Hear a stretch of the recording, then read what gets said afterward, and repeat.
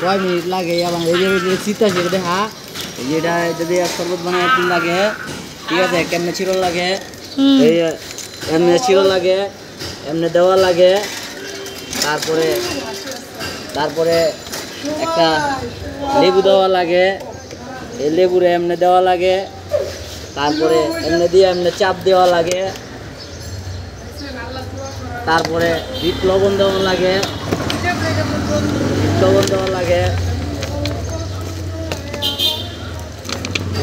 দেওয়া লাগে তারপরে এটার মধ্যে এটা দিয়া চাকু দিয়ে লাড়া দেওয়া লাগে ঠিক আছে যে গরম পড়ছে শরবত না খাওয়াইলে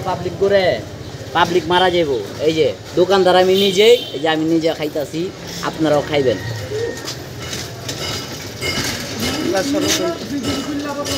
নামটা কি জায়গার